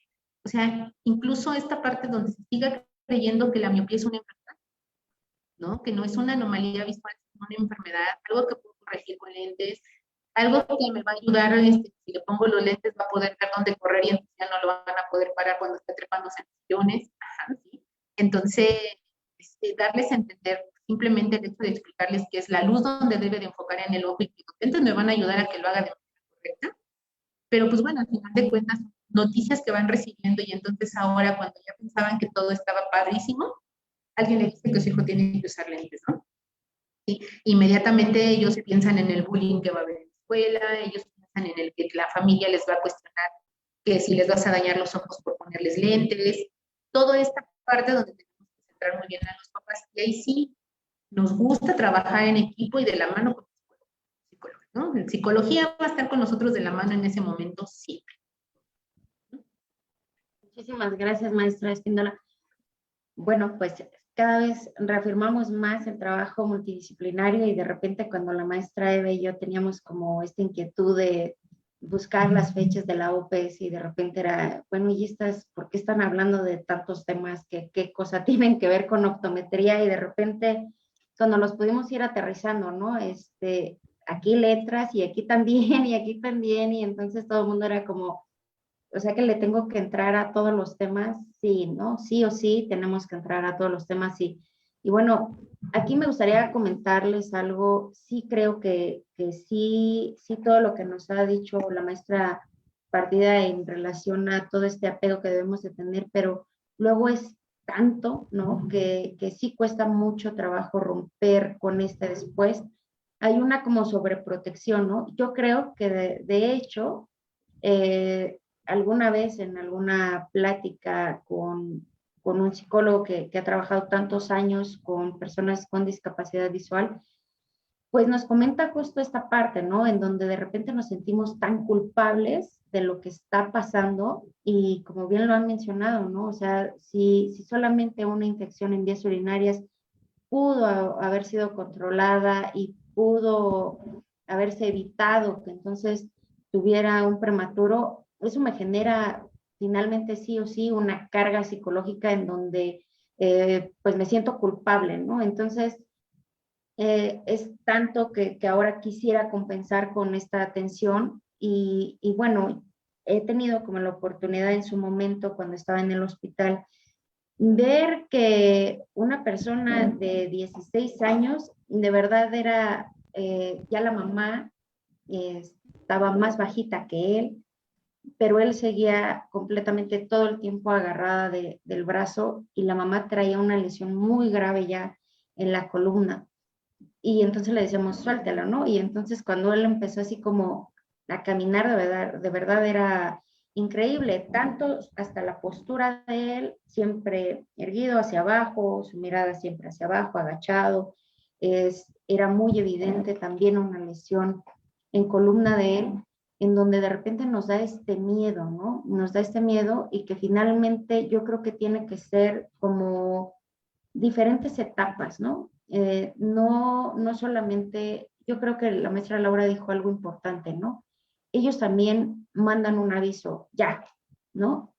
Ya suéltame, ¿no? Y de repente somos nosotras las que no queremos soltar, ¿no? Nos pasa, ya está en la secundaria y nosotros, yo te llevo, ¿no? Pero quiero ir al cine, yo te llevo, somos súper atentas, ¿no? ¿Por qué? Pues porque finalmente pues, somos mamás, ¿no? Y entonces queremos mantener esa atención y siempre lo hacemos como en la parte de la negociación. No, tú diviértete, prefiero ir por ti. Pues no, o sea, finalmente queremos seguir controlando, pero está la contraparte de un comentario que me gustaría hacerles, que nos dejan aquí por Zoom, y entonces nos comentan que comienzan a manifestar el síndrome emprendedor.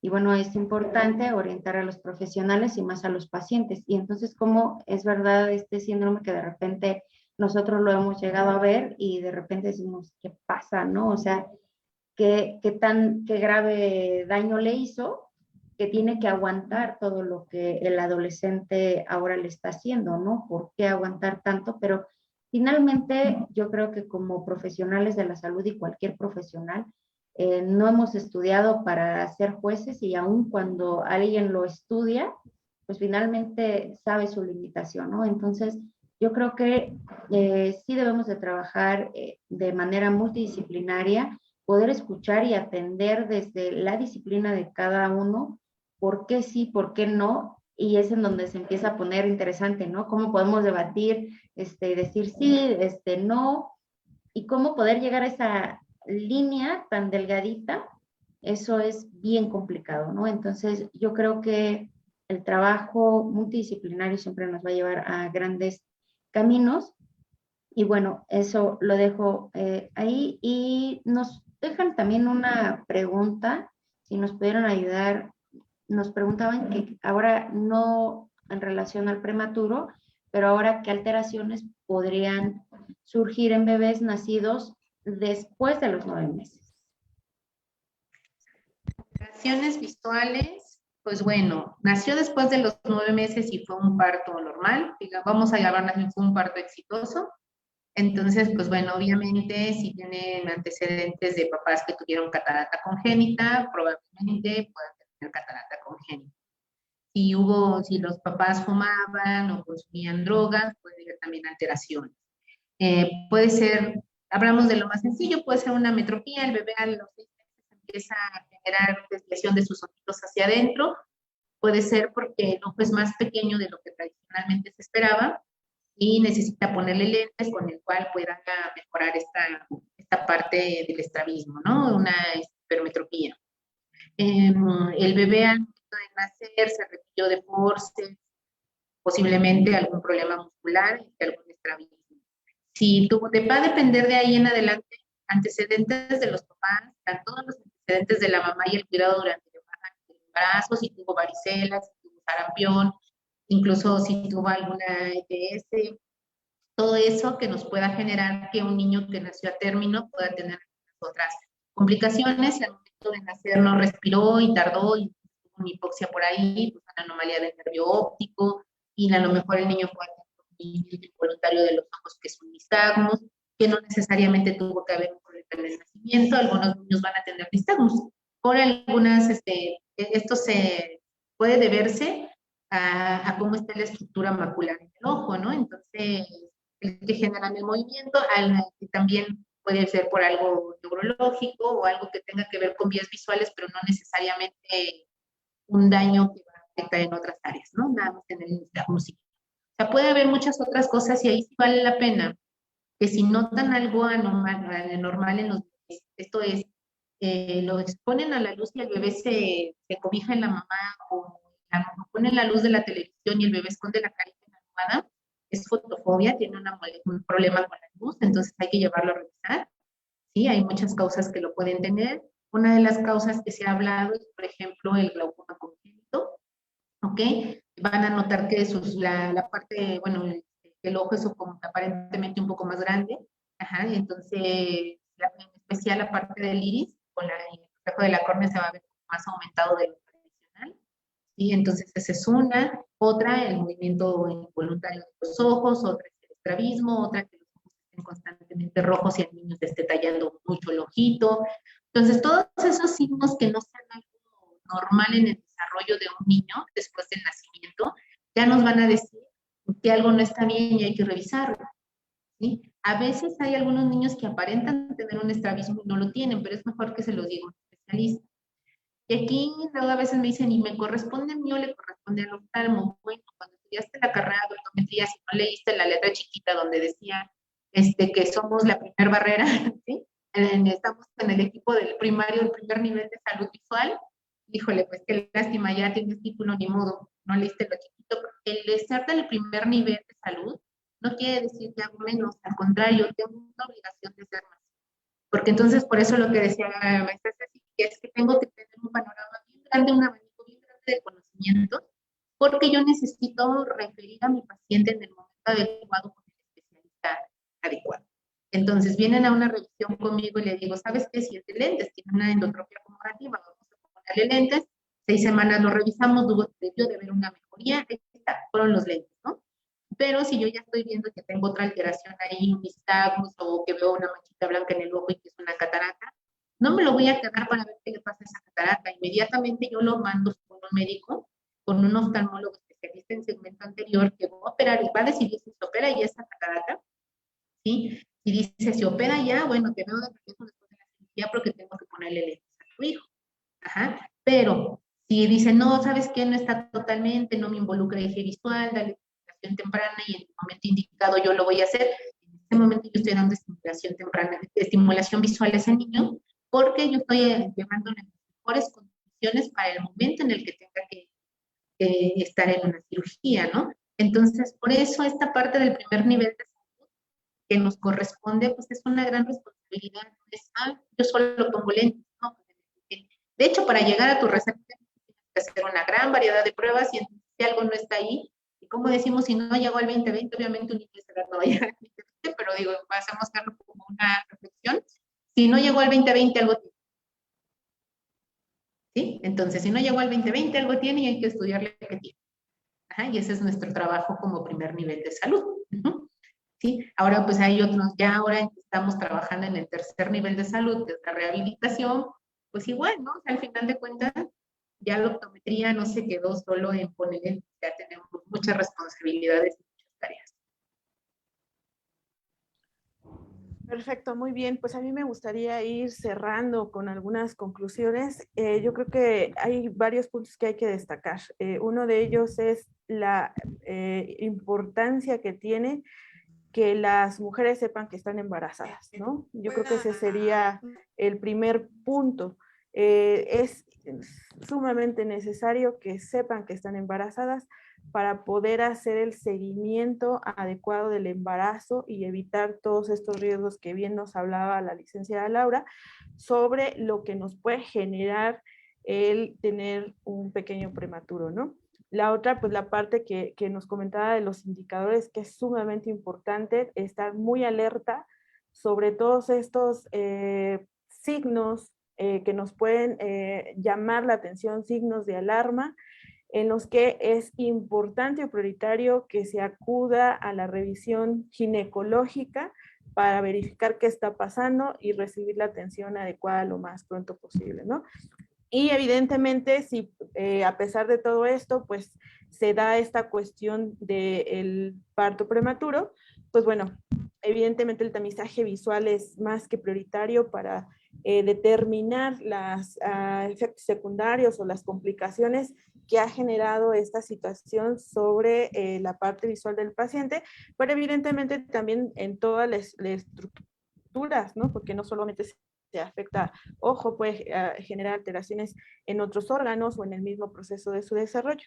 Entonces, ahí la importancia de que valoremos a los pequeños lo más pronto posible, hacer esta intervención temprana de la que nos han estado hablando y llevarlos hacia una preparación importante que les permita después integrarse al área escolar. Yo creo que para allá también tenemos que dirigirnos.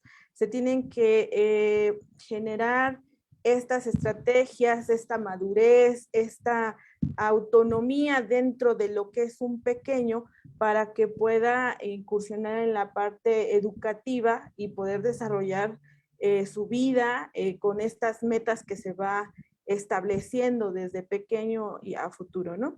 Bueno, pues agradecerles a la licenciada Laura por su participación. Muchísimas gracias por todo lo que nos compartió el día de hoy, y a la licenciada Nancy por todo lo que también nos ha estado compartiendo en su experiencia desde el manejo optométrico de los pacientes con retinopatía prematuro.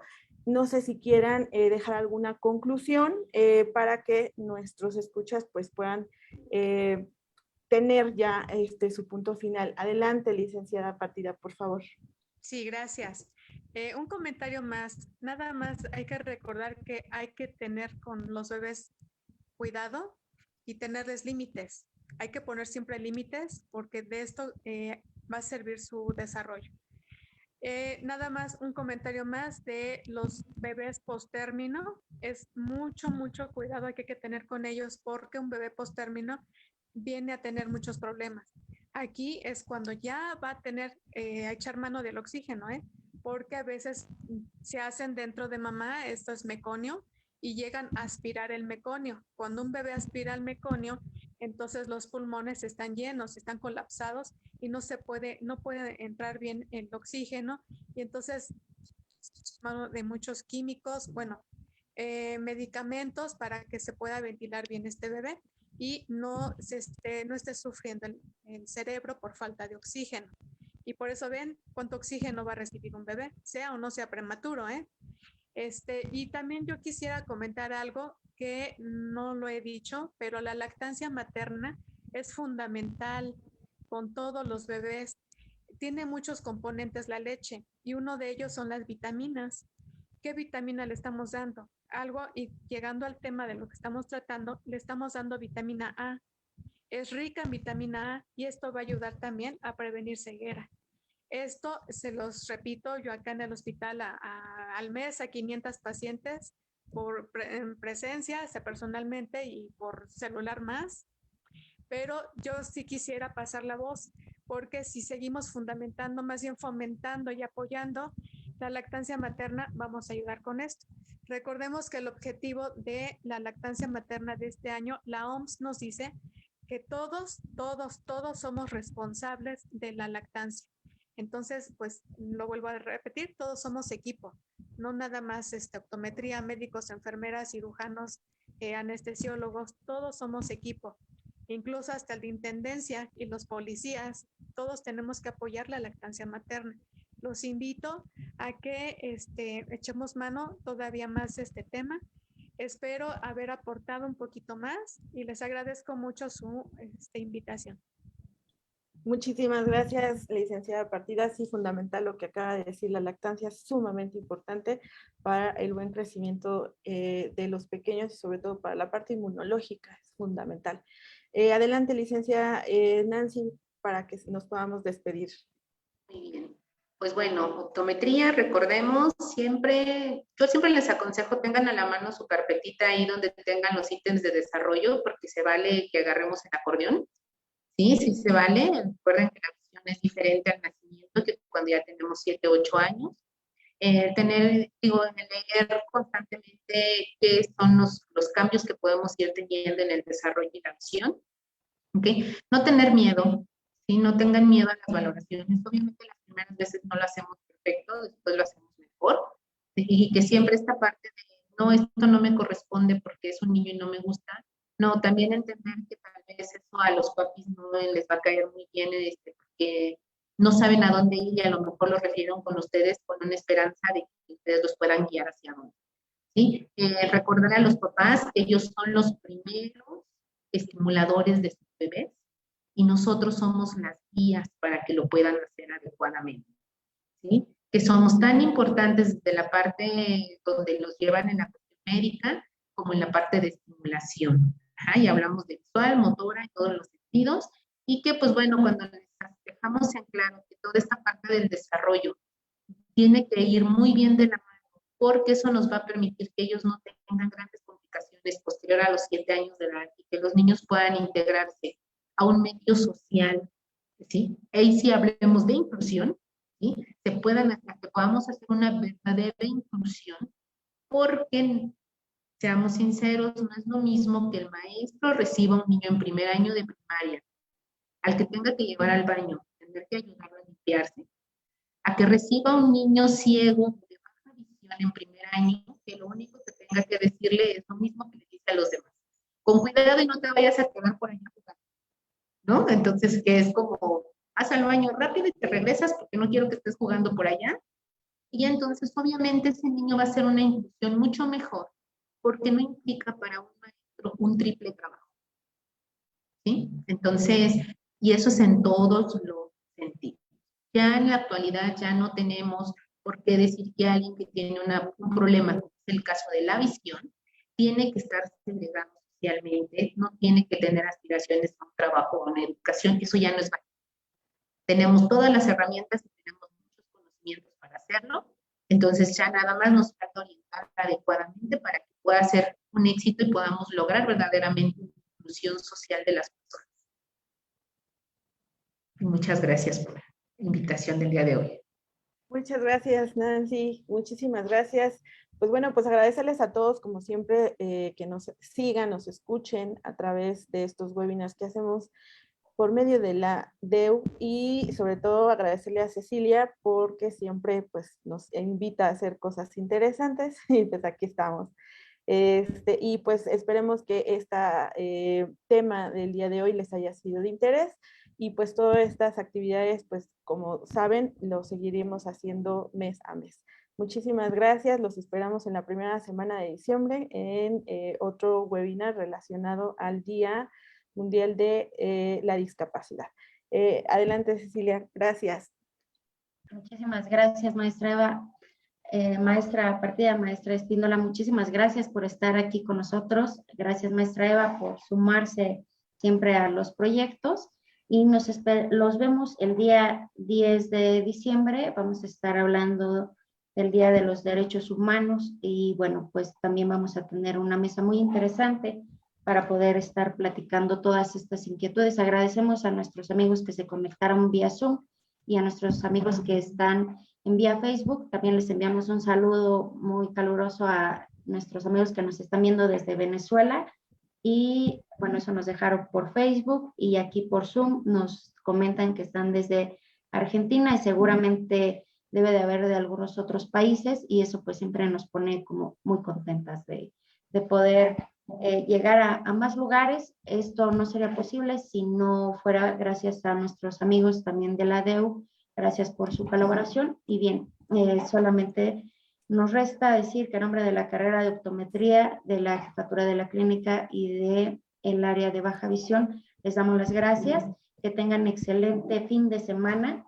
Cuídense mucho, sigámonos cuidando y recordemos que la UNAM no se detiene.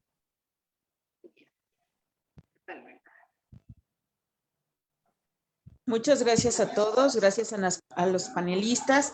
Les recordamos que la Liga de las Constancias está en el chat y los seguimos invitando a nuestros webinars martes, jueves. Estarán publicados tanto en Facebook como en la página de la división. Gracias a todos, que pasen excelente noche.